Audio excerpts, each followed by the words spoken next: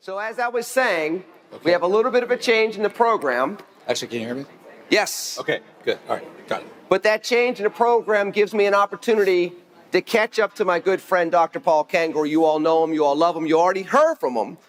But we didn't have a chance to talk about his new book, and it gives me a chance to talk a little bit about my new book. Good. Because they have similar themes. And that's the purpose of why we come together as conservatives each year, is to talk about those common values that we have.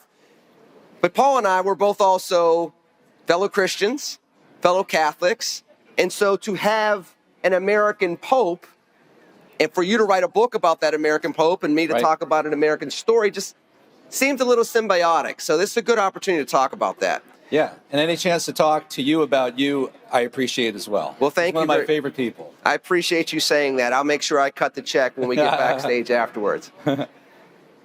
Paul, tell me about writing this book and this process, because you've written many books, but most of them are a little bit removed. I mean, Reagan is a national hero, and he impacted the world, but he was a subject that a lot of people wrote about. So you had primary sources and secondary sources and different things you can dive into when you have written about Reagan or about John Paul II. This was a brand new pope that you had to write about, and you're the first that's taken the time to do this in the depth that it's been done. How was that different writing this book? Yeah, well, it's pretty wild, Lenny, how it happened. So I was, as you said, I've done 10 books on Ronald Reagan, okay, which is more than any other Reagan historian. I had to count this because we did the 2024 movie Reagan with Dennis Quaid is based on one of my Reagan books.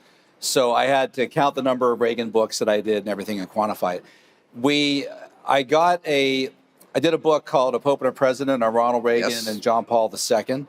I got a call from Chris Ruddy's publishing house, Humanics, probably around 2015, 2016. And Chris, who of course was a speaker last night, said, did you know that God and Ronald Reagan is one of my favorite books? And I said, no, I didn't. Thank you. I appreciate that. And he asked me if I would be interested in writing God and Donald Trump, right? This was 2015.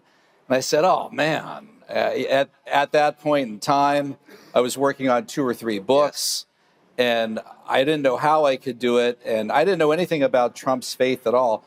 By the way, I did a piece for our print edition of the American Spectator called God and Donald Trump, which came out last year. I remember. After what happened in Butler, which is my hometown. I'm from Butler, PA. Yeah, we're two Western Pennsylvania guys, by the way. Two Western PA guys.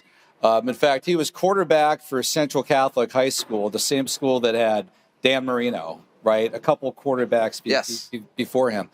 But I was, so at that time, I thought, I don't know how I have the time to do this.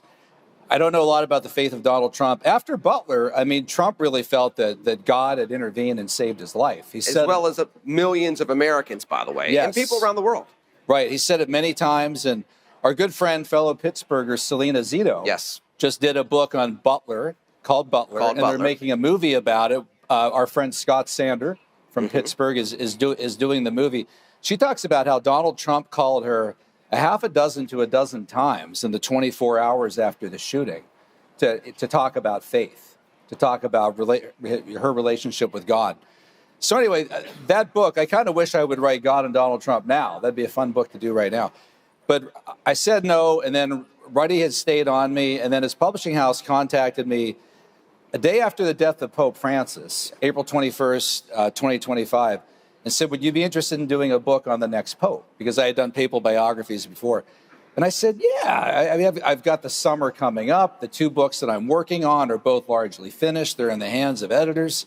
And I told him, hey, it's a big advantage for you here. I know Italian. I speak Italian. You know, the Pope's going to be an Italian again. It's going to be Cardinal Parolin or Zuppi or Pizzabola. By the way, what a great name for a Pope. Pizzabola, right? Of all, Pietro Battista Pizzabola, right? The other was Tagle from the Philippines, was considered a Papabile front runner.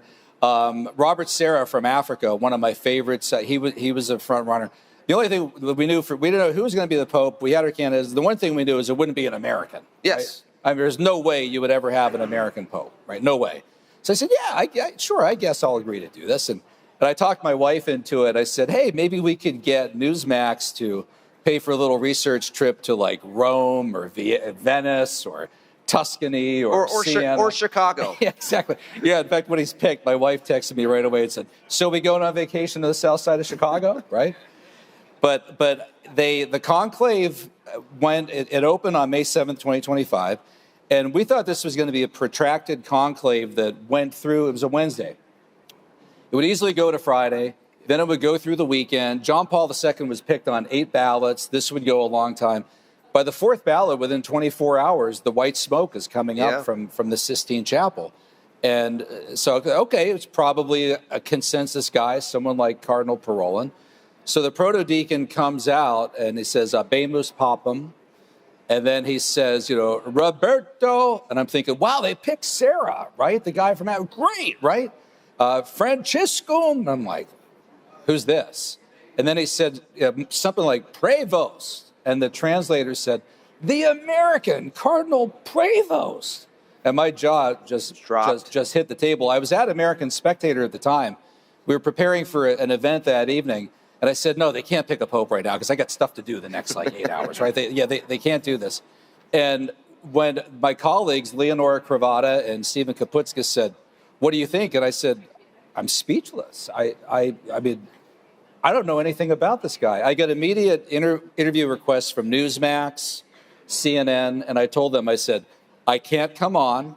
I'm not going to come on your show and BS your audience. I have no idea who this guy is. I don't know anything about him. I immediately started pinging my contacts in the Catholic world. They said, don't know anything, right? In fact, the Italians had called him the least American of the Americans. Now, as my book shows, he's a very American. And let's talk about that, because part of that is, and this is what people completely don't talk about enough with the American story, is the fact that being an American, it's quintessentially a part of us to have faith. I talk about that in my book. I talk about how faith and values and American values got me through, personal trials and tribulations, but it's done that throughout 250 years. And it's interesting because people wouldn't think that an American would have the level of faith to be able to lead the Catholic world. But Paul, we have to admit that if anybody knows Catholicism and Americanism, you can't do either one of those two things for as long as you have without having a strong constitution of faith. Right. Yeah, Robert Bellah, the sociologist, said that the 2 most religious countries in the world are America and India at one point, right? And America has long been the most religious country in the Western Hemisphere. The countries that have the most cardinals are Italy first and then America second. Yeah. So we have, I think there were 10 American cardinals altogether. We know people like Cardinal Dolan in New York, right? But the one guy, Prevost from Chicago, he spent almost all of his priestly service in Peru, abroad, in Latin America. So because of that, he was, in a way, he seemed like the least American of the Americans. But he very rapidly rose up through the Curia, picked as a cardinal only in 2023. Everybody in Rome, the fellow cardinals, all knew him. And they all knew him. And this is ironic that we're talking about this right now, because right now he and President Trump are going back and forth, although he still hasn't mentioned Trump by name, right? But they wanted to pick a guy who they thought was quiet.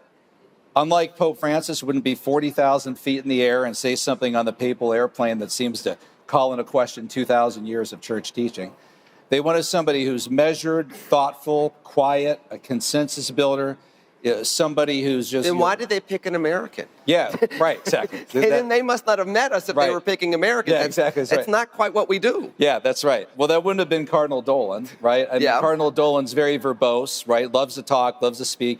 Yeah, they wanted somebody who wasn't even going to be giving press conferences. But he was picked, Lenny. We're not supposed to know this because when they go into the Sistine Chapel, the cardinal electors swear an oath not to talk about what happened inside. But some of them leaked numbers to Italian journalists, Vaticanista journalists. And we now know that on the 4th ballot, you needed 89 votes to be elected pope. He got 108 out of 133. So he crushed it. It was overwhelming. And we know from the very first round of balloting that there was Cardinal Erdo of Hungary. He was the conservative. He got 25 votes. Parolin, who thought to be the front runner, got 24. And Prevost had 25. And at that point, everybody's eyes opened and they thought, wow, this could be the one guy that liberals and conservatives and moderates alike could all rally around and support. And I should note, too, especially to this audience, Robert Francis Prevost, now Pope Leo XIV, is a Republican. Yep. He's actually a Republican. We did exist on the south side of Chicago. There just wasn't a whole lot of us over there. And you weren't allowed to vote over there, too, right? You were outvoted by dead people. Yes. Like 10 to 1. Dead people voted Democrat. Twice. Right. But he repeatedly voted in the Republican primaries once he came back to Chicago after spending all those years in Peru. So, and one of the things that I do talk about in my book is the role of how faith is like intertwined in everyday civic life. How it's not antithetical to talk about what you believe and why you do what you do. Look, in my book, and I talk about this, talk about how faith allowed me to get through the circumstance where my dad was shot and was in a hospital for 11 months. And he's still, at 83 years old, kicking it around today, 30 years later, or the faith that my wife and I had in her to get through instances of domestic violence before we got together to now be an award-winning graduate coming up. I'm very, very proud of her. I love you, honey. She will win the Mendelian Award in Excellence in Biology next week, as a matter of fact, at Carlotta University. Yes. Nice. Very good.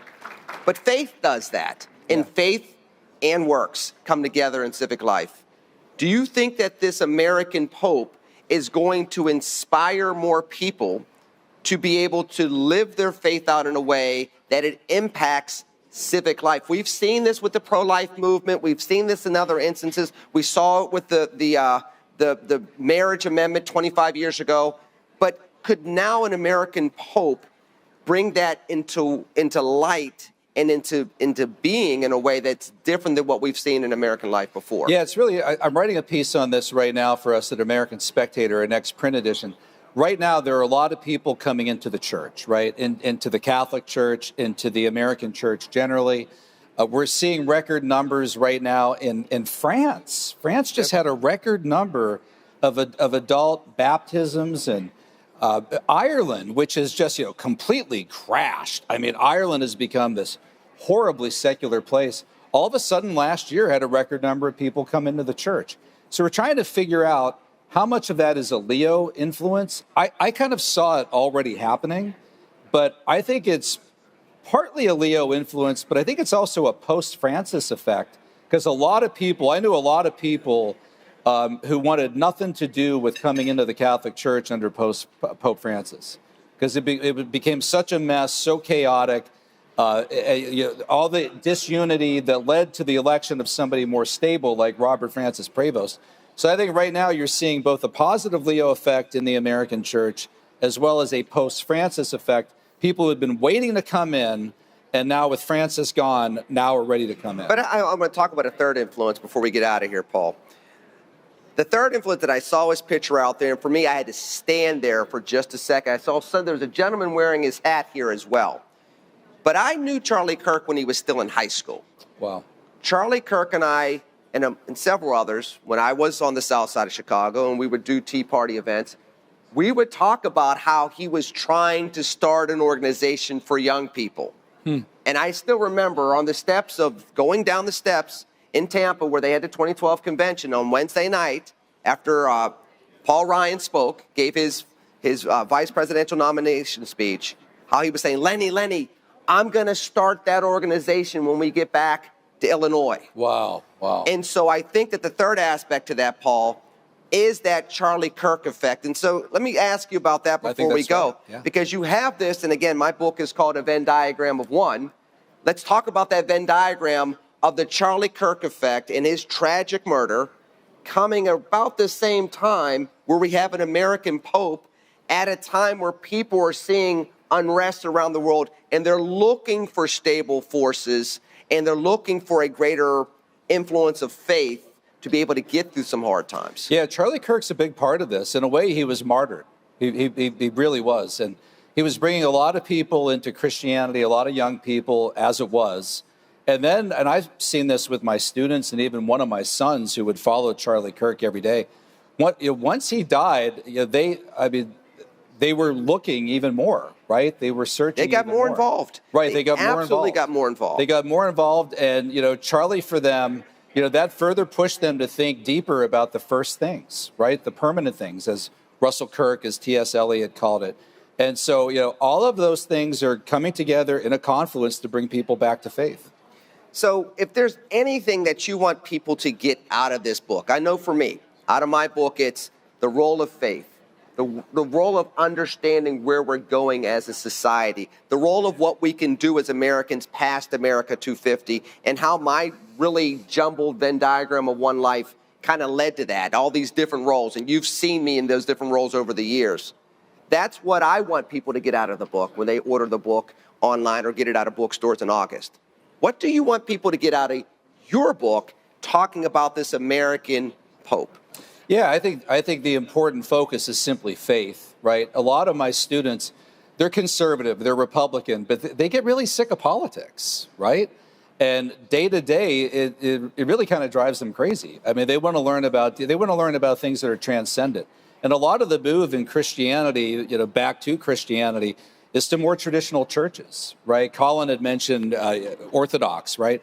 People want something that they feel takes them somewhere different on a Sunday morning. Right? And in the conference next week that I'll be speaking at, by the way, and so will Dr. Kengor, right up at Grove City College, it will touch upon those ways where there is that Venn diagram of both faith and freedom, thus the Institute of Faith and Freedom for the annual conference. What should people be looking at that may reflect both your book but also those values next Thursday? Yeah, stop over at our table for the Institute for Faith and Freedom. In fact, we have cards. The conference is next Thursday, April 16th, right? 16th, America at 250. Which you and I are featured in. Yes. So we're movie stars, so you're just, right. Just make sure you come up and get an autograph And afterwards. This is impressive because this is what we were talking about with Colin. We have a student who, as a junior, Will Hearn, made a full documentary film about America 250 and the American Dream. Is the American Dream still alive? So that kid, who's maybe 20 years old, right, is producing high-level documentary work. We're going to screen it at 7 p.m. next week. That'll follow talks by Matt Spalding of Hillsdale College on the making of the Declaration. Lenny speaking, as well as a Commonwealth Representative Megan. Megan Martin, is speaking as well. And we have Gary Smith speaking on the faith of the founders. I'm speaking on the founders and slavery. We have Michael Medved speaking on the American miracle at noon. Joe LeConte on reason, revelation, and the American founding. So that'll be next Thursday. But we want people to understand what really are the roots of the American order, right? And America 250, Doug Mastriano just said, right, it's a republic if you can keep it. And the one phrase that always sticks in my mind from John Adams, right, he said about the Constitution of the United States, the Constitution of the United States was made holy for a moral and religious people. It is wholly inadequate for the governance of any other type. So you need a moral and religious people, and it's that moral foundation of the country that matters the most, that moral core that we talked about a couple of hours ago at breakfast. And the thing that I always remember about you before we get out of here is you as that renowned Reagan biographer. Reagan's quote about freedom is never free. It's one generation away from being extinct, and implying upon us that we have to have that role of faith and action to make sure that freedom, that God-given freedom that the Constitution defends, we continue to pursue it. Amen. Thank you. Right on. Thank you, Dr. Kengor. Right. Always Good to enjoy be with it. you, my friend, as always. Yeah, you're the best.